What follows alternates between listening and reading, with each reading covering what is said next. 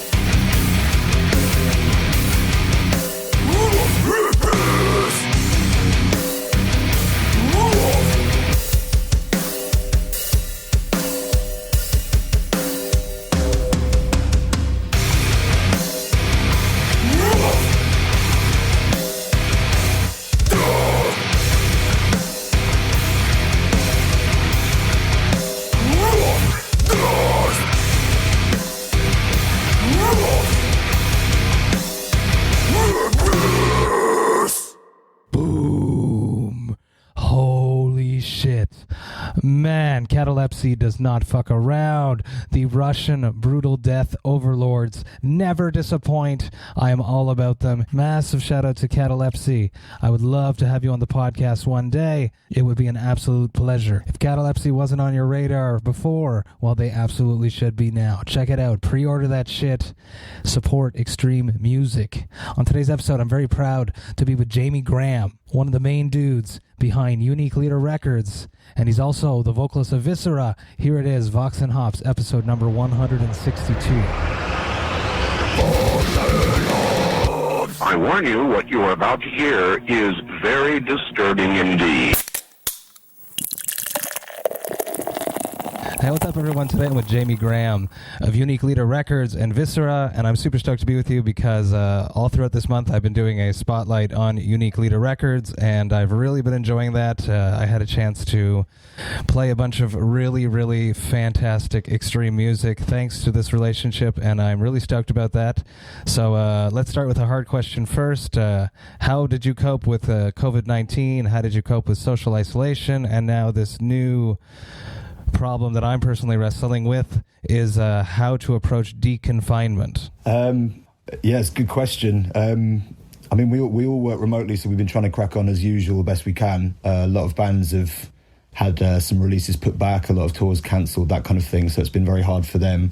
And we've obviously had to rejig the whole release schedule accordingly. But I mean, for some campaigns, I guess that's been a blessing in disguise because it's given a little bit more time for certain things, but it's set a lot of bands back. And obviously they, you know, a lot of them, if they did have jobs to go back to, a lot of those jobs aren't, you know, either aren't running at full capacity or maybe not at all, or there's obviously the furloughed thing as well. So generally a bit of a tough time for everybody. And obviously with tours not going on, it makes the whole promotion cycle of an album completely different to how it was before. But in terms of readjusting, I think everyone seems to be chomping at the bit to go back and see a live show or ever to play a live show. Like, the hunger's definitely there. So I'm taking that as a silver lining to a very shit-stained cloud, in that, you know, I think a lot of local scenes and smaller gig circuits particularly were suffering from quite low attendances for a while.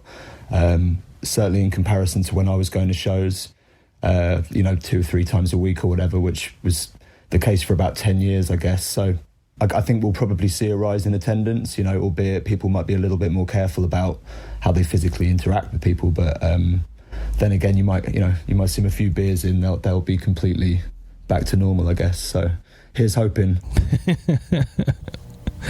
That's true, and I hope that, you know, a lot of these venues that we tend to tour, I hope that they step up their sanitary approaches to their restrooms, and that would be an absolute blessing in disguise. Yeah, you might see, like, completely shithole venues in terms of the performance part, and then go into these pristine toilets that have, like, Dyson hand dryers and all that stuff, but who knows? We'll see. I think a lot of venues have been closing down as well, so seems to be a bit of a survival race for everybody, and everyone's like trying to get back to normal as soon as possible, but a lot of people don't really know when that's gonna be in terms of, you know, even planning tours. I mean, there's a lot of tours appearing at the start of the year, and tours that are getting announced for the end of the year, but I wouldn't be surprised if we see further postponements for stuff. You guys just announced a monster of a tour, actually. We probably did, the biggest metal tour of 2021 at this point. It's you guys, the longest one, certainly. Fuck. You guys, Black Dahlia Murder, and help me out on this, Rings of Saturn. That's right. Yeah. That's a dope lineup. Yeah, it's going to be pretty insane. It's more like the length of the tour itself that's boggling my mind. I saw when we first got the email routing through, you know, you get like the first paragraph and then you see the first dates. You're like expecting, you know, the usual 20 dates kind of thing. And man, I was just scrolling down this email and it just kept going and going and going. I was like, well, you got to be kidding me. But yeah, it's certainly going to be a blast, I'm sure. We just got to make sure we look after ourselves. And you know, a lot of people ask how I do the band and the label at the same time, especially on tour, but I think it's actually, if anything, it's a good thing in that there's so much time on tour, as you probably know. when, you know, you'll get to a venue and you'll have like 5 or 6 hours before you're even sound checking or whatever. And then there's the time where people are either getting drunk or they're not, and the people that aren't are usually looking for something else to do, and that's usually when I'm sitting like buried into my laptop or whatever. So, you know, I actually find it quite easy to work on tour, to be honest. So 6 months, sorry, not 6 months, 6 weeks away should be fine. Absolutely, and that's it is a good thing to keep those hours. I'm baffled at how some of these people I tour with just sit there and are just refreshing their Facebook or their Instagram account. Just and dying slowly. You guys want to go for a walk? You guys want to go do something? And they're like, no, I'm okay. I'm just going to stay here. It's okay. I was like, okay, we're only, we might never come back here. You'll ask someone about where they've visited on tour or whatever, and they'll say, I don't know, man, I just saw the venue or whatever. And it's like, well, that's a trip wasted, man. That's somewhere that you might never see again. So, yeah, I'm all for, exactly. That's their choice. That's their choice. I'm more of a tourism, and then with the craft beer makes thing, sense. I'm always on the hunt for some craft beer. Vox&Hops is all about hanging out with my metal friends, talking about their lives, music, and craft beer. What beer do you have on your side there, Jamie? I'm drinking a Brakspear Oxford Gold at the moment. It says here it's a golden beer with citrus aromas and a zesty fruit finish. I mean, I think it's pretty... I wouldn't say it's a craft beer. I don't think Oxford Gold is, but Brakspear is a pretty big brewery here, and a lot of these kind of fruity, citrusy beers do tend to taste the same. It's like that golden sort of pale ale type taste. Awesome. Pretty good. I'm not a big beer drinker, to be honest. Oh, I appreciate you sharing a brew with me. I am going to be drinking Trailway Brewing Company. This is a brewery from Fredericton, New Brunswick. This is their Luster. It is a Session IPA. It has been hopped with Citra, Eldorado, and Galaxy hops. It clocks in at 4%. I'm going to crack this. Tell me about your relationship with beer. You say you're not a big beer drinker. Take me back to your first beer, being from, I love beer and I love the taste of beer, but the problem is it doesn't love me very much, in that if I drink a lot of it, I'm just bloated as fuck and I'm just farting constantly. So my missus isn't too fond of that. But to be honest, I do enjoy it when I get the opportunity to try like a new beer. And I can see totally why you're into, like you said, when you're in different countries or whatever on tour, you like to try and find new ones because there is that discovery process. But yeah, I mean, my first relationship with beer was probably, the typical kind of meeting up with friends when you're too young to drink and just getting your hands on something because it's got alcohol in it, And to be honest, I hated the taste of beer at the beginning, but it's an acquired taste, isn't it? It's like everything. This is why Vox&Hops and metal go so well together. I love discovering new extreme music. I love discovering new beers. That first time that you hear, I remember the first time I heard Cryptopsy, and I've spoken about this on the podcast. It was too much for me, and I didn't like it. Yeah. But, here we are down the line, and I just have to get more and more and more of it. Yeah. Cheers. Thank you so much. And I have to say shout out to Danielle Sauvé from Trans Brew and Ushlag for hooking me up with this brew to share with you right now. It looks nice. It looks like a nice colour. I mean, obviously you guys listening can't see what I'm seeing, but the colour's it's a beautiful... It looks like pineapple juice or something. Yes, exactly. A hazy, delicious Session IPA. Cheers. Oh yeah, this is dope. You could drink this all day. Absolutely amazing. Super tangy, juicy. Slightly creamy for a 4%, great mouthfeel. Absolutely love it. Trailway have just started being distributed here in Montreal via Ushlag and Transbrew, so I'm super stoked about that, and you guys should get your hands on this if you can. Let's touch into a classic Vox&Hops question at this point.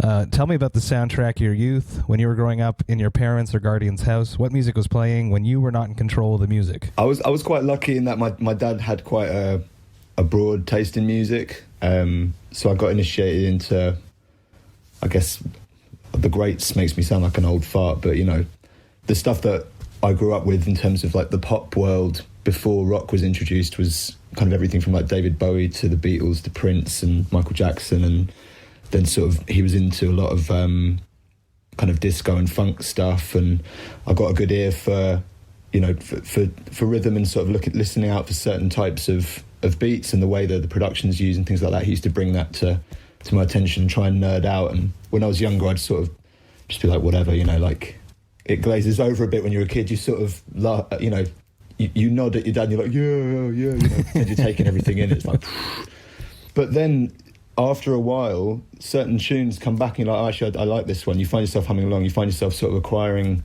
your own taste and developing, you know, your own sort of listening habits, as it were.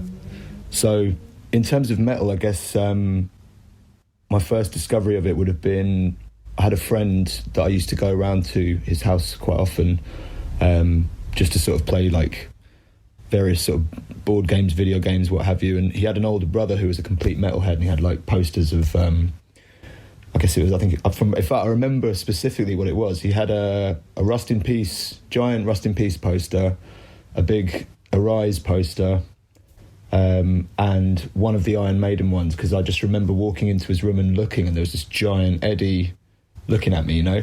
I was kind of fixated on the imagery because I was quite into comic books at the time as well.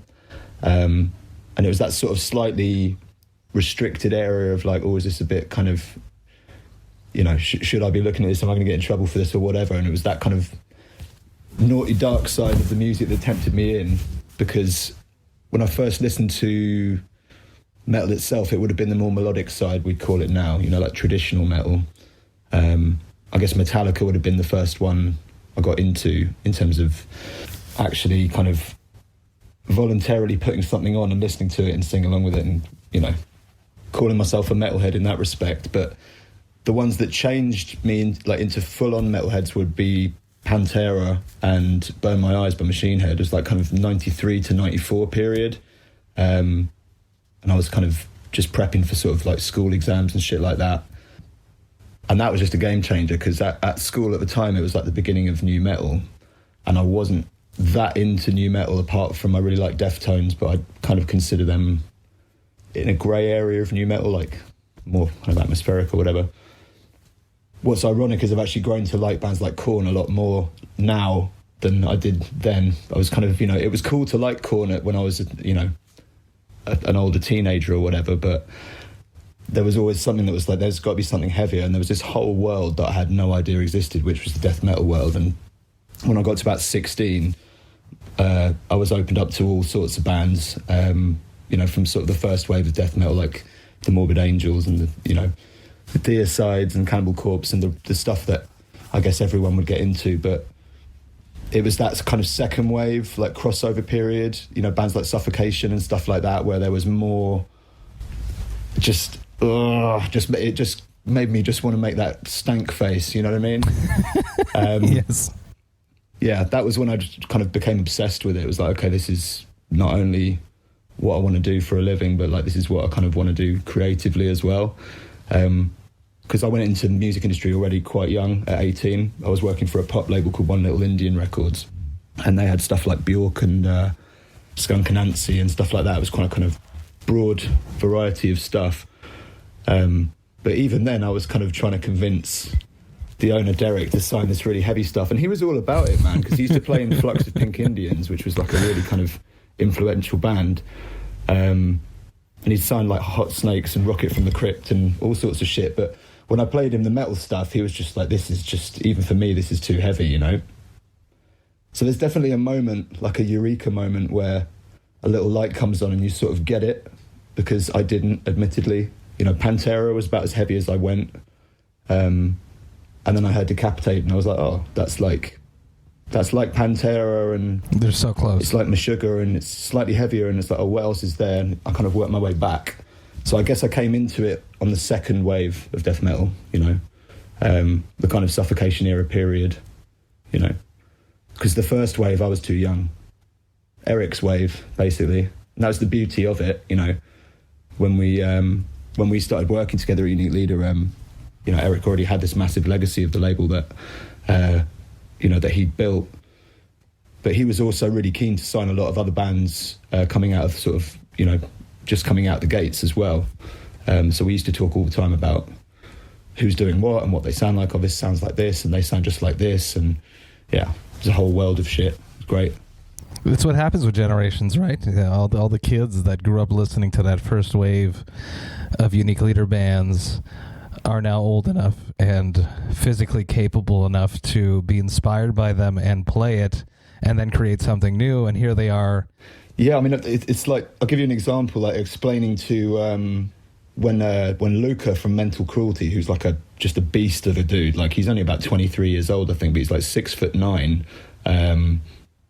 and he was talking about all guttural vocals, and like he was obsessed with them, and like he was obsessed with Phil Bozeman and Mitch Lucker and all that when he was a teenager. And I just sort of had this picture of like this MySpace kid who's gigantic with this big fringe, kind of practicing his gutturals, and then I explained to him that Matty, who's like the president of the label, basically invented the guttural style of vocals when he was doing Disgorge. And when he did it at the time, everyone was like, what the fuck is this, you know? He's always laughing with me about it, how like it's ironic that we've got so many brutal death metal bands that have that sort of super, super guttural, low, gurgly, brutal sound. And when Matty was doing it, everyone was like, there's someone flushing the toilet, you know, like, what's going on? What the fuck is this? Yeah. When I was explaining to all these, you know, the newer singers, like, this is the guy who invented that style of music, you know, not that style of music, that style of vocals, they almost didn't believe me. It was like they had to sort of do a bit of fact-checking or whatever. And he's just so humble about it. And it was like, that was the beauty of it, that he was talking to these guys about bands they'd never heard of, you know, playing them stuff like Deeds of Flesh or, you know, sort of the more sort of obscure side of stuff, like, you know, stuff like on Comatose or stuff on Relapse, or just the really, really, really brutal stuff. And it's funny, it's like there was this whole generation of kind of MySpace kids that grew up on, I guess, the second wave of deathcore that kind of went into metalcore, you know, which for me has kind of, that's evolved into what's defining the deathcore sound now. Like, it used to be stuff like Despised Icon, but now it's more that Whitechapel Suicide Silence era that kind of defined the genre in my eyes. So you've got this, I guess it would be a third wave, or maybe even, well, it'd be the fourth wave, I guess, who knows, lots of waves, but you've got people listening to much, much heavier stuff, the kind of stuff that Erik was signing, and stuff that's kind of a legacy in our catalogue. But they grew up on the more, you know, they might have been a kid through the new metal generation, and then a teenager through the metalcore generation, and then young 20s into the deathcore movement, and now they're getting into their mid-20s, early 30s, and they're starting to develop a taste for brutal stuff. And a lot of these people are in bands, so that's kind of developing this whole new wave of bands that's coming through, like Vulvodynia and Ingested, and I mean, the list's literally, you know, it's countless now, almost to the point where I think the scene's probably going to have a huge shift again towards something else, because it kind of feels like now things are starting to repeat themselves a little. I don't know what you think. Yeah, whenever that happens, it has something fresh has to come, push the boundaries, Shadow of Intent style, where they're bringing in even more influences from outside of the metal world. That band is so killer. Yeah, I'm all about them. Let's dance into the label world. What is the best way for a band to get noticed by a record label? Are we talking just from like what's the incentive to sign them, or in terms of like just, because I think for me there's two ways of thinking about signing a band. You've got like the personal taste approach, and then you've got the I'm running a business approach. Let's cover both of those, and then I'll take the question somewhere else. Okay, so I guess for a short answer, the best thing is to try and find a good medium between the two, in that you want to find a band that you perceive to be a marketable, successful band down the line, maybe even if it's 2 albums or 3 albums down the line. But on the same side, if you're just going with the incentive of the monetary side and trying to make this band big and trying to make money, and you're not personally into the music and you're not fucking feeling the music and really getting into it, I think you're never going to quite represent that band in the best way. And that's not, you know, that's not really sort of serving the artist in their best interest, so to speak. So I think a band has to give me that stank face. That's the best way. You got to get the stank face, and then if the stank face is there, then you check the numbers and you look at the monthly streams and you see the touring history, and you know how many lineup changes have there been, and is the main person that, because there's always one main person in the band that's like the go-to, be it, you know, there's a conduit through a manager or whatever, but they always speak to usually one person. Quite often you can have situations where the band is incredible and they've got all the potential in the world, but they just can't hold a lineup together. And that's been detrimental to quite a lot of bands' careers that we've had. By the same token, you've got bands that have had the same lineup from day one and they're fucking amazing, and they just never had the right opportunity to show how good they are to people. So, you know, it is a tough one, but that's also part of the fun of the job, is that discovery process. I think if anything now, it's become a lot easier than it was, say, in the 90s. Even though, you know, bands were sending demos left, right and centre to labels, it would just be kind of piles of tapes and CDs. Whilst now, if you're looking for something specific, you can pretty much tailor exactly what you're looking for. I mean, there's even you know, if you go onto Spotify, for example, and you find a band you like, there's like a people also like section where you can see a bunch of other bands, and half the time I'm like, who's this? And if you use a band that you do like and you do know quite well, usually the recommendations are pretty spot on. Like, for example, if I went into Despised Icon, I would see a recommendation for Cryptopsy, for Suffocation, you know, and so on and so forth. So, yeah, it is a tough one. I mean, I think if it depends on who's trying to get you to sign who. You know, if you're doing it from a failing label's point or a struggling label's point, you're like, shit, we've got to, you know, sign a band quick to make some money. And I think that's when brand dilution starts to happen. I think Unique Leader's main strength is, I think, when people see our logo on the back of something, irrespective of what subgenre it is in the death metal world or in the metal world, they know that it's going to be heavy as fuck. That's basically what we go for. Like, it doesn't need to be brutal death metal specifically, or death metal, or whatever it is. But it is getting harder, man. I tell you, fuck. You know, a lot of bands are justifiably so going DIY because, you know, if you don't have such as Shadow. Yeah, I mean, that's a perfect example. I do still think, and I've had this conversation with a few people who actually, you know, who know the band, and I've actually spoken to the band because we tried to sign them a while back, along with pretty much every other metal label, I think. That is correct.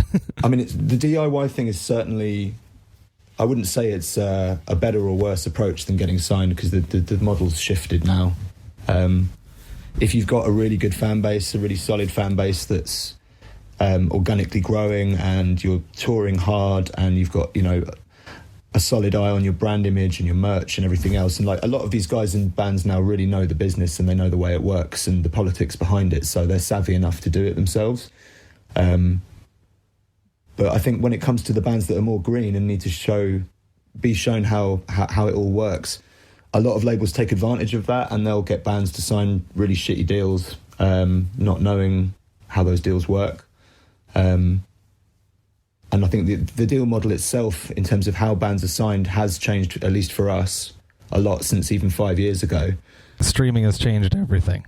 It has, yeah. If you're signing a band to like a 2013 deal model, you're going to find it very difficult to recoup on investment. And I think the question bands are now asking is usually something along the lines of like, why would I hand over the ownership of my material to a label for, you know, for $5 or $6 grand, for the sake of getting like 20% of 0.003, whatever the fuck it is, something meager per play. So distribution's key now. If you don't have really solid distribution to get your physical product to market in new territories and really build it, then, you know, record labels are becoming obsolete.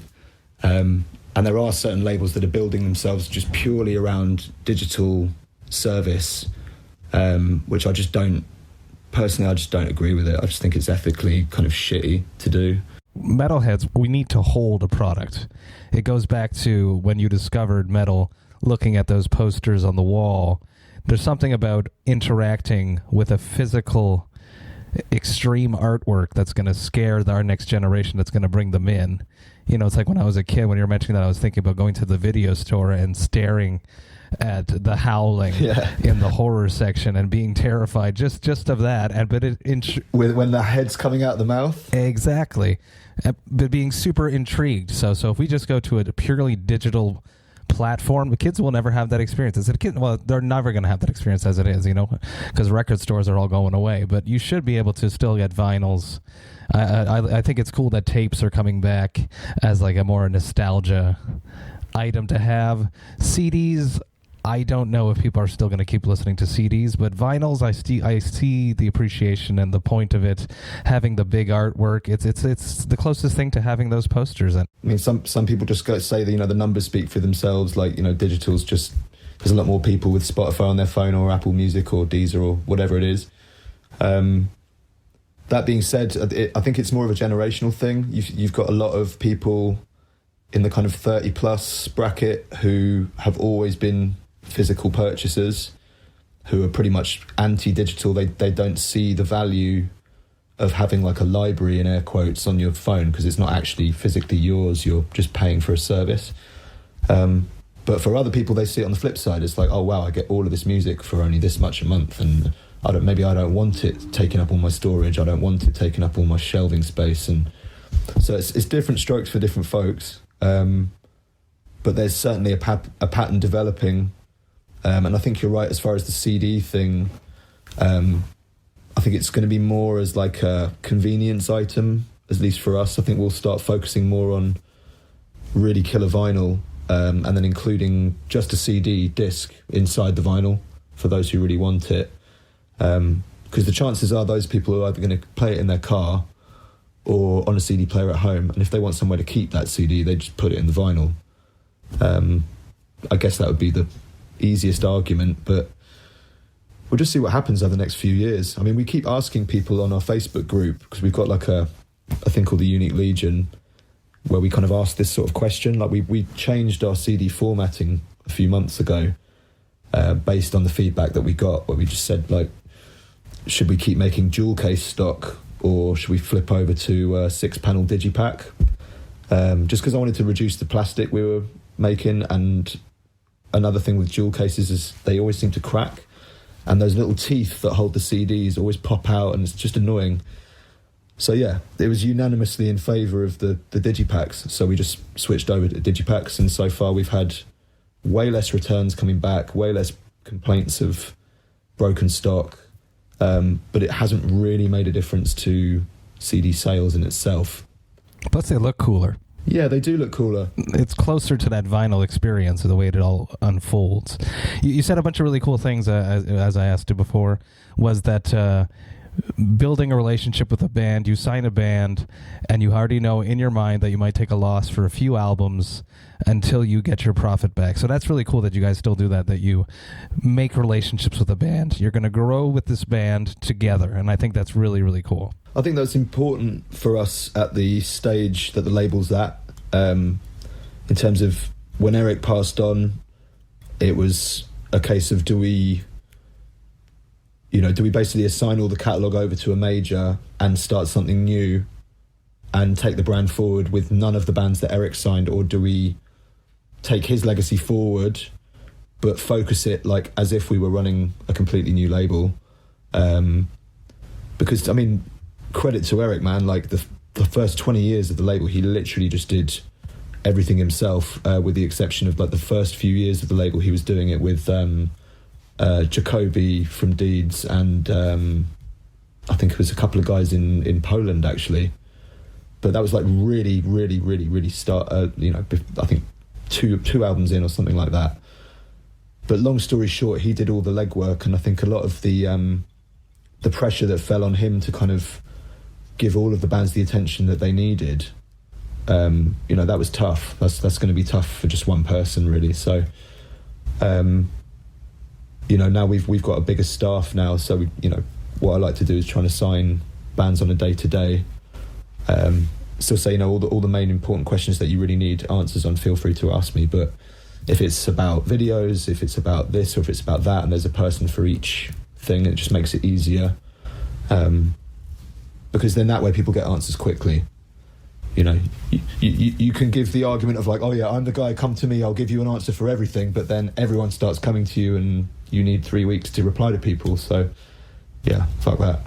And your bands want to feel like they're being taken care of when you sign a record label. You want to feel like you're important. It's a relationship that you're growing together. You're in this business together. Or just be super, super clear about the nature of the deal from the beginning, because some bands do just want distribution. They don't want interference on the creative side. They don't want any outside interference sometimes, because they'll see it as such. And then you've got the flip side of bands that literally don't know the arse from the elbow. That's right. And they've just written great music, and they're like, okay, what do we do with this? So in between both of those, you've got, you know, all the other bands with varying degrees of either. So it can become quite a balancing act, but again, that's part of the fun of it. And we've got artists of different ages as well. Like some are still in their late teens, early 20s, and some are in their 40s. So, you know, there's definitely a different approach coming from either side, depending on the band. I see Unique Leader growing year to year. All these fresh new acts. You still have the old acts. It's you guys are going up there. You're going to start challenging metal. You're at nipping at Metal Blade's heels, in my opinion. There's big heels to nip at. Yeah, I mean, again, I think it brings it back to the expansion process over the years. You know, Metal Blade, obviously, when Brian started it was kind of in the same capacity as Erik was doing. But then it takes just that one band to really kick off and bring the revenue into the label for the rest of the roster to grow and build a staff and all of that. So, you know, we've had a count, you know, I could say like tons of bands on the label that have done really well in terms of like the deal model, you know, like what's been put in, what's come back, the longevity of the deal and what have you. But we've not had, say, a Cannibal Corpse or a Slayer, which is where labels like Metal Blade have, you know, taken off and they've evolved into the monsters that they've become. Or like Nuclear Blast is another great example. You know, at the beginning it was bands like Gorefest, you know, and I think the big one for them was Dimmu Borgir and then Nightwish, and then boom. And Nightwish was a big step into, you know, what a lot of the metalheads, the elitists, the you know, the beard strokers would see as a very naughty signing, you know. So we have to be very careful in that, well, not careful, but it's kind of that decision process, and again, a respect thing to Erik in that, like, we could take the brand in a different direction and we could start signing a lot more melodic stuff and what have you, but I just don't think that's what Erik would have wanted, personally. So that's the question we always ask as well, is, would Erik like this? And if it's like, I could just imagine his toes curling, then the answer's no, you know? That's very, very, very cool and respectful. I like that you guys do that. Yeah, I think it's necessary for sure. Let's dance into Viscera. You guys just dropped a new record right at the beginning of the pandemic. You guys were on tour with a bunch of my brothers, and you guys had to come home. You were on the Faces of Death tour with Decapitated, local Montreal boys, Beyond Creation. Tabarnak. My favorite, Slam Kings, Ingested, and Lorna Shore. That was a sick lineup, and you guys are one of the last bands out there during this pandemic. So let's talk about releasing a new record during a pandemic. You talked about a lot of bands had to be pushed. You guys probably have pushed some releases. How did that all go down? And tell me about that. Well, when we found out about all of the COVID stuff starting up, we were of course on tour already, and then the cancellation was, we were on our way back from Glasgow. We were about halfway down the country, kind of going past kind of Manchester way, and just the lights went on the bus, and I just got a little curtain that came back, and the bass player from Beyond Creation just was like, "Hey dude, tour is cancelled, get your shit, we're all leaving." Fucking putain. Just, I was like, what? Like, what the, wait, what? Hang on, what? Shout out to Hugo, yeah. Yeah, so everyone's kind of like rubbing their eyes, getting out, like, what, really? What the fuck? No way. Because we all just thought it was kind of, I'm sure you know what I mean, you sort of disappear into your own little world on tour a little bit, don't you? Like, you can see what's going on. It's like a microcosm. A microcosm. Bit, yeah. So obviously we knew that stuff was starting to happen, but we thought it would be at least a month or so before shit started getting gnarly. So the tour finishes, and then we realised, fuck, you know, even though we're back in the UK, our drummer and our guitarist, their car was in Germany, in Berlin, because they drove out with the drum kit and a bunch of other stuff to meet the tour bus to then load up, left the car parked in Berlin, and it's all the fun stuff that we have to do when we go on tour that you guys don't know about, people. So on and so forth. So they had to get back on the bus all the way through mainland Europe to Berlin and then drive back, knowing that the borders were closing. So it's like this fucking computer game, man. Like race to the border, but but don't speed because then you get a ticket. But speed, but don't speed. And then before we knew it, man, it was just like fucking chaos. Everything was cancelled. Everything was closed. Yeah, big adjustment. Shitty time to release a record for sure. But we did get, I think, 9 shows under our belt before the tour was cancelled. And I think we're making up for it now with the Black Dahlia one. So should be cool. Fuck yeah. I've interviewed other record executive people that have bands, and they chose not to sign to their label. So tell me about signing yourself or convincing. Funnily enough, like this is like, I probably shouldn't say this, but we don't actually have like a formal deal in place with the label. We just kind of we're all just friends who decided just to do a band, and it was like, okay, what's the easiest way to get this out there quickly? And I just looked at it from the point of view of like, the label's already got major label distribution. Everything that we would essentially need from anywhere else, we've already got. And there's no discussion or, back and forth process to be had, because we can just run it as if we were self-releasing, but we just use Unique Leader as the vessel. And then obviously there's the other side in that I'm a bit cagey in that, like, I guess it's a control freak thing in that I don't want to.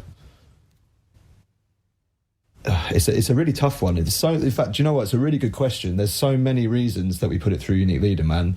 I mean, from the point of view of like brand expansion as well, it's a bit of a risky one to sign a band that's got any kind of melodic singing in it.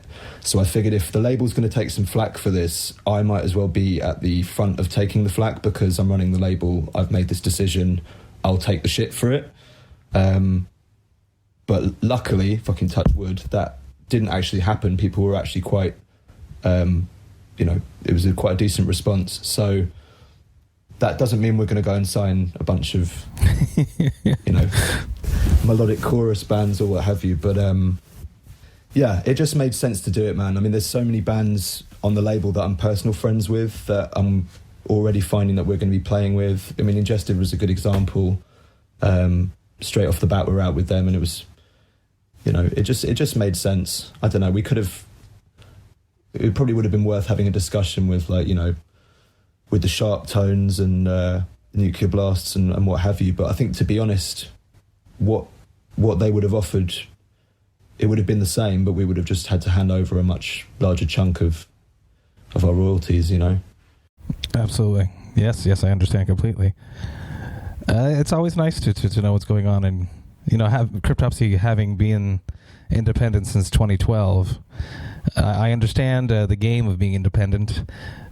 We subsequently have just signed a record deal, which I can't talk about just yet, but I'm stoked about that. So when you said that bands don't necessarily need a record label right now, how is that a scary thing, working for a record label? I think they do. I think it just depends on the band's goals, man. It depends on their goals. If they've got like a long existing fan base that's been buying their records for a while, I think a record label's very important, because that catalogue's a legacy item. People need to be able to buy it and find it. Sometimes D2C or direct customer shipping isn't an option for bands for many reasons, or if it is an option from a consumer end, it can be very expensive. You could order from America and ship to Thailand or whatever, and it's going to cost you an arm and a leg. So that's where the 20% that you pay the distributor comes in. I think the argument now is the traditional model of a record deal still relevant to bands? And I would argue, it's not probably in the label's interest to say this, but I would say, it's kind of a dead model now. And a lot of the bands that we're dealing with, I'm reaching out to them when the deals are expiring and saying, look, let's do a completely new deal based on the terms that you want moving forward, based on the industry now, rather than the industry in 98 or 2004 or when they signed then, So I just treat every case individually. That's the main thing.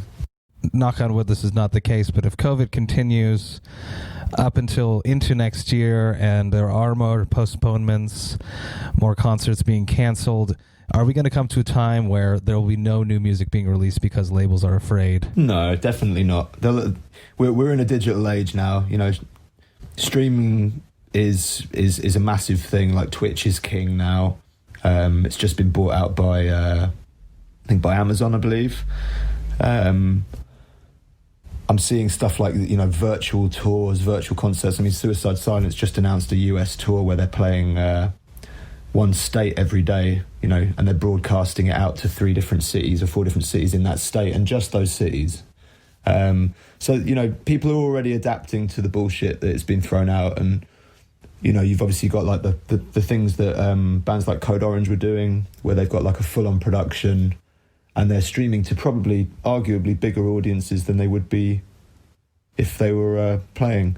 And I think ultimately when the gig circuits do come back, this is going to be an opportunity for a lot of people to kind of combine the two. I could see a lot of companies like Live Nation or, you know, Kilimanjaro and the bigger promoters jumping on the back of this pay-to-stream thing, almost like a UFC fight or whatever. And it's like, okay, well, if this concert's sold out, you can still see it, but, you know, you pay to stream it in 4K and blah, blah, blah. And that's smart. That's when I'm sure Netflix and Amazon and everyone else will start coming in for music sponsorship deals to broadcast the rights. And we could see a complete, you know, evolution of the way the industry works.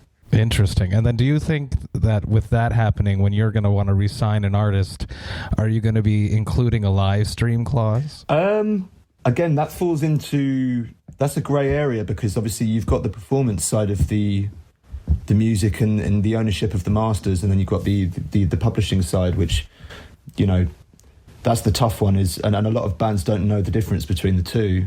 And a lot of labels don't know the difference between the two, which blows my fucking mind. Is I've spoken to labels who have signed bands, and they're like, oh yeah, you know, I'm kicking off with so-and-so artist because they've recorded this live version of this track and they put it on their YouTube, and I'm like, take it the fuck down. I'm like, well, do you own the rights to entirely, or do you just own the rights to the masters? Because if you only own the rights to the masters, they can do what the fuck they like.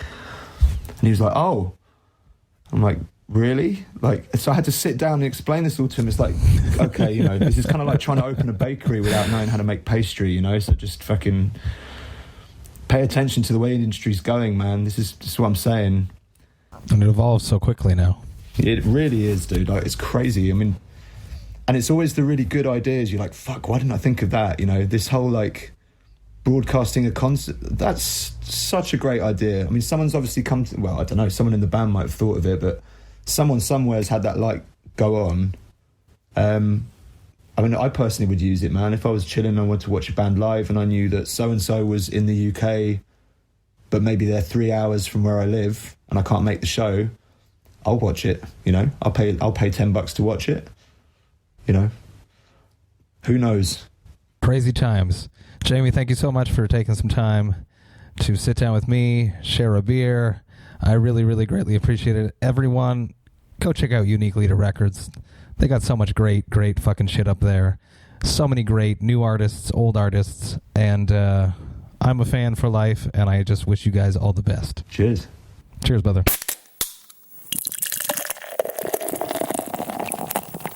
Hey, thank you all so much for listening right to the end. You know that I love and appreciate that. I love doing these spotlight on different record labels. I love that as a part of this, I end up having a conversation with the people that actually run the record label. It is very interesting to go behind the curtain to see how record labels work. It is something that not many people know about, and I hope that you have a little bit more insight on what it's like to run an extreme metal label, especially one at this level. It's Unique Leader Records is nothing to mess around with. They are one of the best extreme metal labels out there. So a huge shout out to Jamie. Thank you for taking the time to hang out with me. And everyone go check out Obsidian, the new Viscera record, which just dropped back in March, right before the apocalypse began. Sadly, we didn't get to talk enough about that, but they do have that sick tour that's happening in Europe at the beginning of 2021. Go check it out if you can. It's an absolute rager of a lineup. I hope you guys have a great weekend. I am stoked to relax a little bit after my first week back at work after my vacation. So I'm going to rest. I suggest you do the same. I'll be back next week with 2 episodes, one on Tuesday and another on Friday. But until then, remember to enjoy life, metal, and craft beer. Cheers, Vox and Hops heads.